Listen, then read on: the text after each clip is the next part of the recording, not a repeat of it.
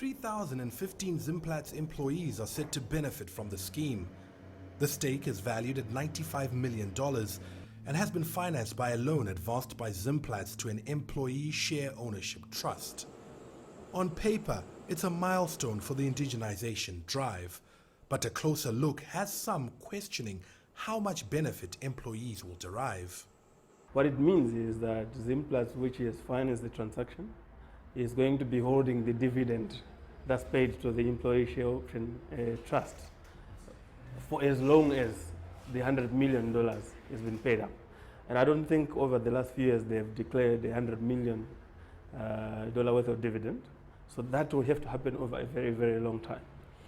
So until it's paid off, really, it's a token transaction for the employees. Despite a flurry of highly publicized signing ceremonies, indigenization in the mining sector has been fraught with controversy and unfulfilled promises. Communities in mining towns set up share ownership trusts that were meant to get a stake in mining operations.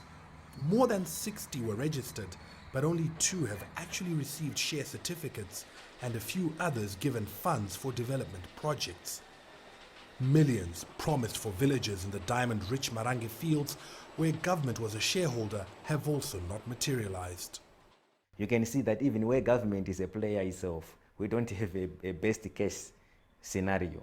You would expect that the regulator and both government as both the regulator and the player can set example, you understand?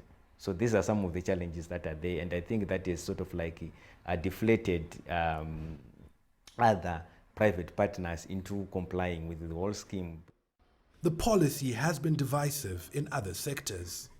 If it's going to impact on foreign direct investment, it's going to impact on existing company operations, and it impacts on further investment by existing companies, then you have a problem because it discourages inflow of capital into the country. Critics want the law repealed, but they've been cautioned against throwing away the baby with the bathwater.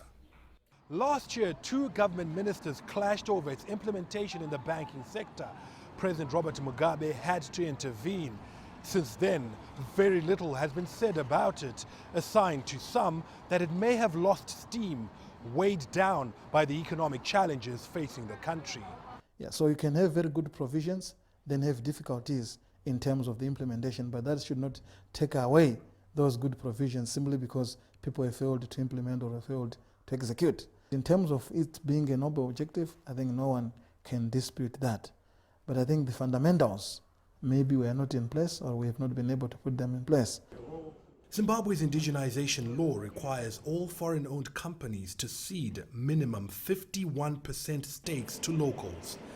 It also reserves certain sectors such as retail for indigenous players. Farai Mwakutuya, CGTN, Harare, Zimbabwe.